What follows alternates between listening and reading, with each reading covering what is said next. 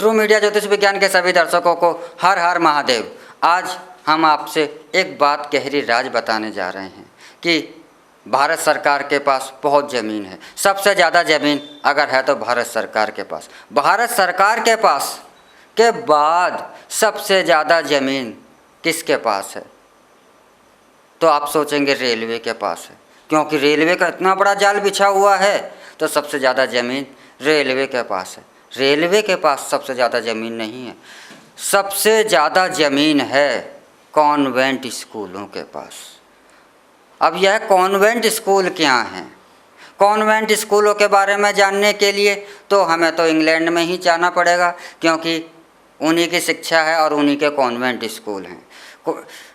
England में एक प्रथा है, वह प्रथा है लिव इन रिलेशनशिप की। आप किसी के साथ भी जब चाहे जब तक रह सकते हैं और जब चाहे संबंध तोड़ सकते हैं। तो वह इसे शादी वगैरह का मैं ज़्यादा विश्वास नहीं करते। वह एक समझौते पर चलते हैं, जब तक हमारा दिल मिल रहा है, जब तक हम साथ हैं, और जब दिल मिलेगा नहीं तो किस्सा ख़त्म, हम आपसे अलग अलग। तो यह लिव इन रिलेशनशिप, इसको यह अपने आपस में कहते हैं मिस्टर और मिसेज। मिसेज का अर्थ होता है कि यह स्त्री जो है मेरी पत्नी नहीं है, लेकिन पत्नी के तरीके से ही मैं इसको बिस्तर और शारीरिक संबंध स्थापित कर सकता हूँ। ऐसे ही मिस्टर का भी यही नियम लागू होता है। तो जब इन रिश्तों से कुछ बच्चे पैदा होते हैं, उन बच्चों को कहाँ रखा जाता है? अंग्रेजी में एक गाली है बास्टर्ड। बास्टर्ड का अर्थ होता है हरामी, यानी कि इसके 2-2, 4-4 बाप हो सकते हैं। तो इन बास्टर्ड बच्चों को रखने के लिए ही कॉन्वेंट स्कूल की स्थापना की जाती है, क्योंकि उनका ना तो माँ का पता है ना बाप का पता है। तो इन बच्चों के लिए रखने के लिए, शिक्षा के लिए, इसीलिए जब इन स्कूलों के अंदर जो टीचर होते हैं उसे पुरुष है तो उसे कहा जाता है कि फादर, और जो स्त्री है बुजुर्ग है तो उसे मदर, और युवा है तो सिस्टर। क्यों? उनके माँ बाप नहीं है, इसलिए उनको ज़मीन, उनको रिश्ते चाहिए। माँ बाप हैं, जीवित हैं, लेकिन वह रिश्ते से माता पिता नहीं है, क्योंकि वह मिस्टर और मिसेज की संतान हैं, हस्बैंड वाइफ की संतान नहीं है। तो इन बच्चों को रखने के लिए कॉन्वेंट की व्यवस्था हुई। यह हमारे यहाँ पर क्यों आई? इसके लिए आप टीबी मैकाले का 2 फरवरी 1935 का संसद में जो उसने अपनी बिटरेस की संसद में दिया था, उससे आपको समझ में आ जाएगा। उसे का भी पढ़िएगा, विषय बहुत लंबा है तो वह इसमें नहीं शामिल किया जा सकता। लेकिन मैकाले ने उसी दिन यह कहा था कि अगर इनकी शिक्षा को समाप्त करना है, तो इनको समाप्त करना है तो हमें कॉन्वेंट स्कूल कि वो प्रचलन में लाने होंगे। और सबसे पहला कॉन्वेंट स्कूल खुला था कलकत्ता में, जिसमें कई सालों तक कोई भी पढ़ने के लिए नहीं गया।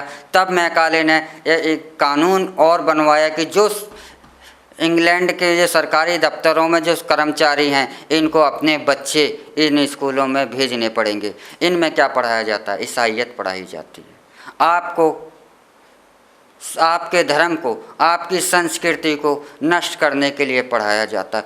और 1920 तक इन कॉन्वेंट स्कूलों को 1-1 रुपए के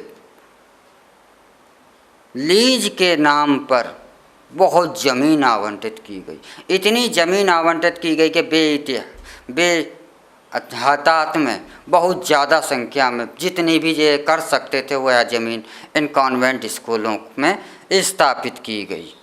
और इन कॉन्वेंट स्कूलों में इतनी ज़मीन दी गई कि वह भारत के रेलवे से भी आज भी ज़्यादा है। और यह ज़मीन कितनी इसमें दी गई है? 1 रुपये में मात्र। और इनको 99 साल भी पूरे हुए, इनकी टाइम भी पूरा हो गया है, लेकिन यह ज़मीन नहीं ली जा सकती।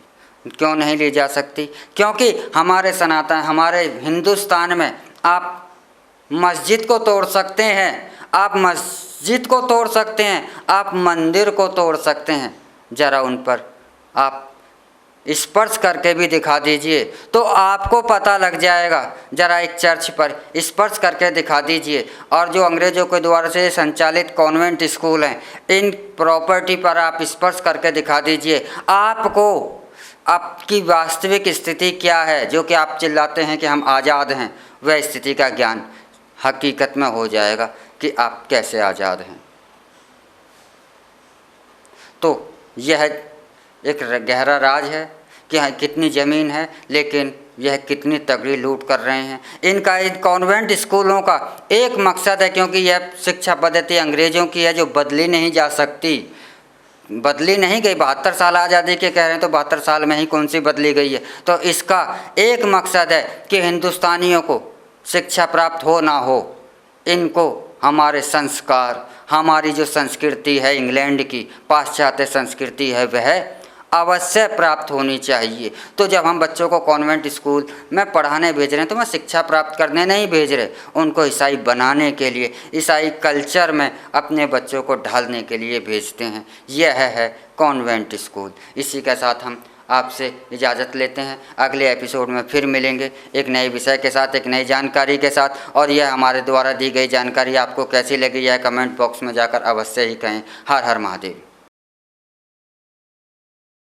अगर आप ये वीडियो YouTube पर देख रहे हैं तो हमारे चैनल को सब्सक्राइब करें और बेल आइकन को दबाना ना भूलें। अगर आप Facebook पर ये वीडियो देख रहे हैं तो हमारे पेज को लाइक करें।